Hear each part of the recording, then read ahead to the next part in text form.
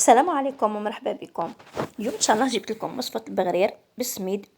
يجي مطقة بشهدة، تجي خفيف ريشة. تبعوا معي الوصفة للآخر هكذا باش تكتشفوها وتكتشفوا طريقة تحضيرها، ومشاهدة ممتعة للجميع. عندي هنايا 2 كيلو و4 تاع السميد نتاعي متوسط رايح للرطب. انا هنايا استعملت سيم. درت مغرفة كبيرة تكون مملوءة سكر، وكاس، حجم الكاس 250 مليلتر تاع الزيت. انا السميد نتاعي نبسو شويه مليح هكذا باش البغرير تاعي يجي خفيف. نعاود لكم، درت 2 كيلو و4 تاع السميد متوسط رايح للرطب. ملي عندها سميد رطب تخدم بيه عادي. زدت عليهم مغرف كبيره تاع السكر مملوءه مليح، وكاس تاع الزيت. بعد ما بسست السميد، انا هنايا راهي الصباح، راهي 7 تاع الصباح.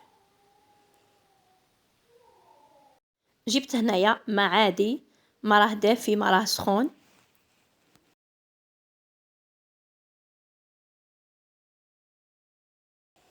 ونلم العجينه نتاعي بالماء حتى نتحصل على القوام تاع العجينه اللي يكون اطري. هنايا نلمو ومامطو ندلكوه واحد دقيقه حتى لدقيقتين. اليوم رايحه نحاول نعطيكم كامل اسرار النجاح الغرايف او البغرير التقليدي.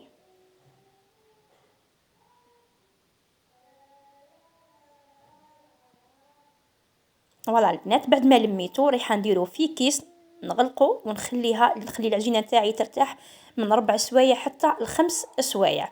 هنا بعد ما فاتو 5 ساعات، انا كما قلت لكم درتو خمرتو في الصباح كما نوت، ودروك راني رايحه نبدا نخدم فيه هكذا باش نوجدو للقهوه تاع العصر.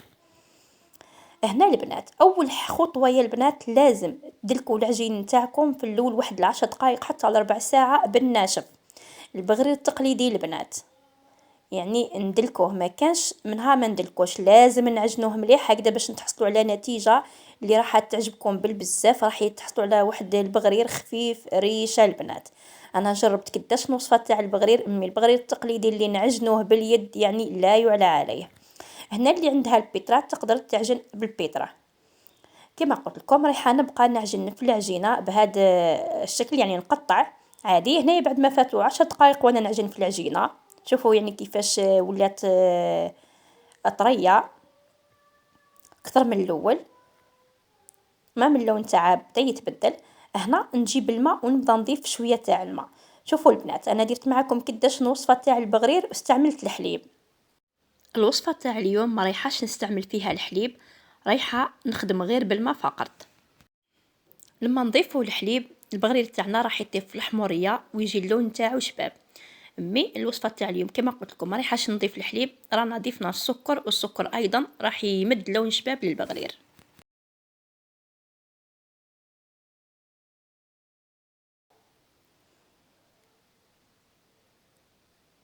فوالا هنا البنات تبعوا معي مليح. كما قلت لكم بعد ما عجنت العجينه نتاعي 10 دقائق بدون اضافه الماء، ضفت هنا الماء ورايحه ندخل هذاك الماء في العجينه ونقطع البنات، يعني ندخل في الماء وندلك. هنايا ما قطعت لكمش المقطع، حبيتكم تشوفوه كامل.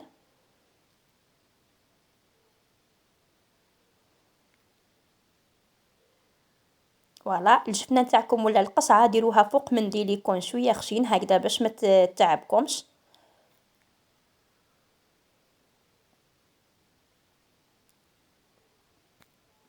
فوالا شوفوا يعني راني نعجن ونقطع ومام طون ندخل في هذاك الماء في العجينه.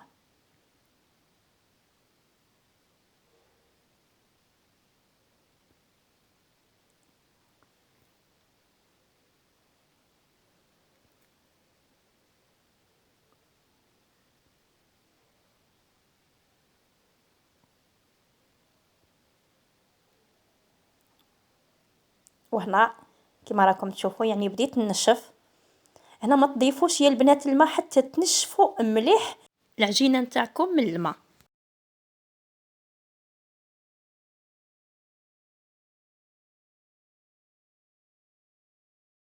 رايحه نزيد نضيف كميه اخرى ونعجن بنفس الطريقه البنات. انا رايحه نكمل نضيف في الماء ونعجن، نضيف ونعجن حتى نطلق العجينه تولي مطلوقه شويه. نعاود نرجع لكم هيدا باش الفيديو ما يجيش اطول بزاف. وهنا شوفوا البنات، يعني ضفت الماء واحد 5 مرات ولا 6 وانا نضيف ونعجن حتى تحصلت على هذا القوام اللي راكم تشاهدوا فيه. العجينه تاعكم راح تولي مطلوقه بزاف. راح نبقى نقطع فيها. شوفوا البنات، نقطع بهذه الطريقه. نعاود لكم، بقاو ضيفوا في الماء وعجنوا، ضيفوا في الماء وعجنوا، ويعني واي كميه تضيفوها تاع الماء لازم تنشفوها مليح باش تزيدوا تضيفوا الكميه اللي بعدها. وكل مره تضيفوا الماء زيدوا شويه في الكميه حتى تحصلوا على هذا القوام اللي تحصلت انا عليه. هنا البنات واش رايحين نديروا؟ راح نزيد نبدا نضيف في الماء. شوفوا هنا نكتر شويه الماء لانه العجين تاعي ما خصوش بزاف.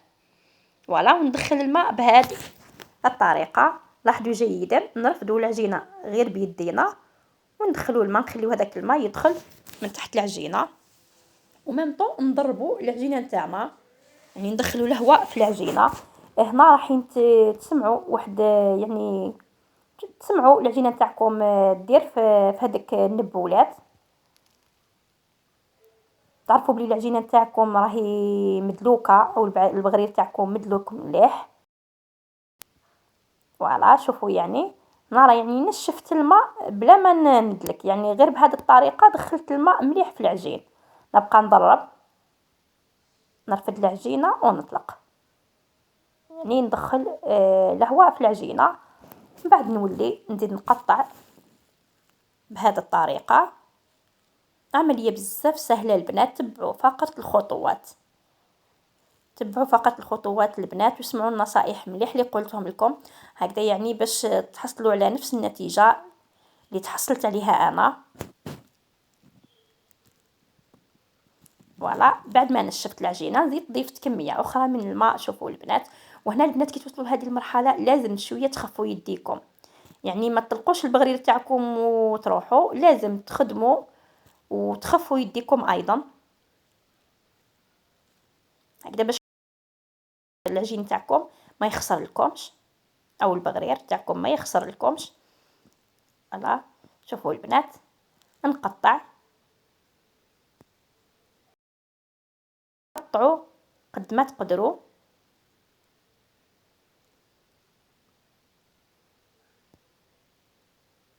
مام طور انا ندخلوه في الماء.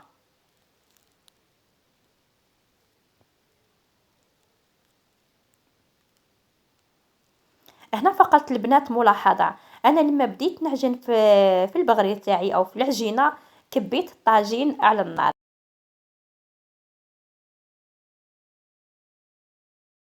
انا طيبت على الطابونه، شعلت الدوره نتاعها في 3 وديرتها على نار قليله.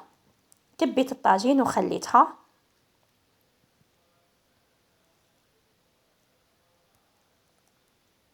فوالا، نزيد نضيف كميه وريحه نبقى نطلق فيها بهذه الطريقه حتى نتحصلوا على قوام اللي يكون مطلوق اكثر على هذا. يعني وهنا البنات من الاحسن خدموا في جفنه تكون شويه كبيره، انا الجفنه تاعي صغيره.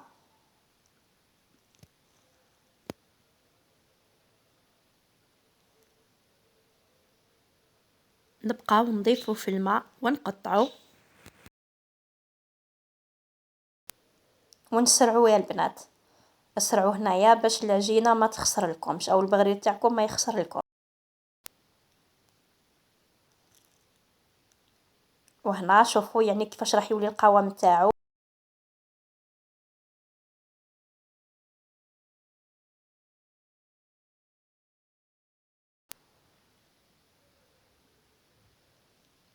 شوفوا هنا مازالوا غير شويه. انا هنايا في هذه المرحله رايحه نديرو في قدره، لانه كما قلت لكم الجفنه تاعي صغيره ما نقدرش نزيد نضيف كميه اكثر من الماء. رايحه نديرو في قدره ونزيد له الماء تما.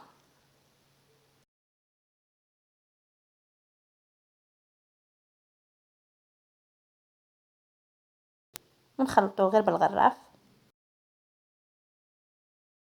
فوالا شوفوا البنات كيفاش ولا. هنايا بعد ما درتوه في قدره نتوما تقدروا تزيدوا ديروا له الماء وتطلقوه في الجفنه تاعكم. انا كما قلت لكم الجفنه تاعي صغيره درتو في القدره. هنايا جبت مغرف صغيره تاع خميره الخبز، درت عليها شويه تاع الماء دافي، حركتها مليح ودرتها في البغرير.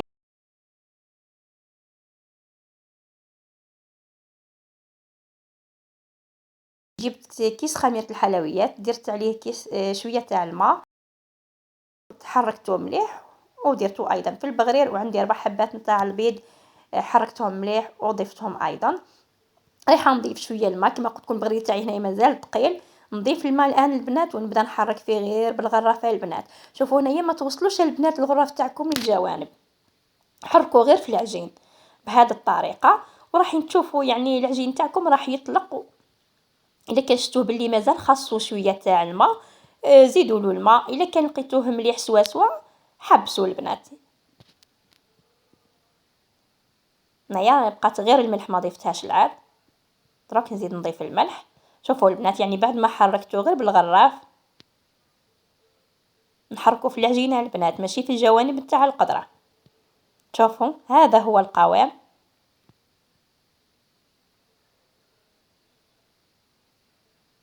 هنايا الطاجين تاعي كانت مكبوبه، عاود درتها على الوجه وراح نبدا نطيب. البغرير تاعي راني درت له يعني نص مغرف كبيره تاع الملح.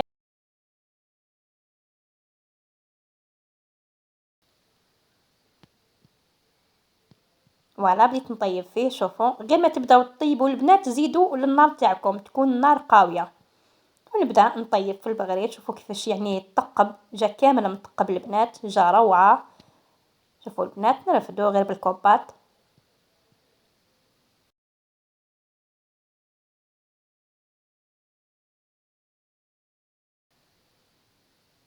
زدت هنايا واحد معاكم، للاسف ما نقدرش نطيب معاكم كامل الكميه، انا حنكمل نطيبهم نعاود نرجع لكم فيما بعد. شوفوا البنات كيفاش طاب مطقب،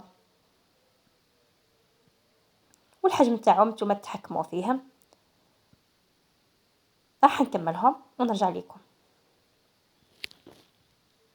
وكانت هذه الوصفه نتاعنا لنهار اليوم، بغرير بالسميد. شوفوا كيفاش جا يعني جا روعه والله، مطقب شهده، جا خفيف البنات ريشه. ترفقوه هنايا مع العسل مع المارغرين، كل وحده كيفاش تحب تسربيه. تبعوا فقط الخطوات البنات وراح تحصلوا على نفس النتيجه. شوفوا يعني جا من اروع ما يكون. كانت هذه الوصفه نتاعنا لنهار اليوم، نتمنى تجربوها وتنال اعجابكم. انا الان ما بقى لي غير نقول لكم تهلاو في رواحكم، نتلاقاو ان شاء الله في وصفات اخرى. مع السلامه.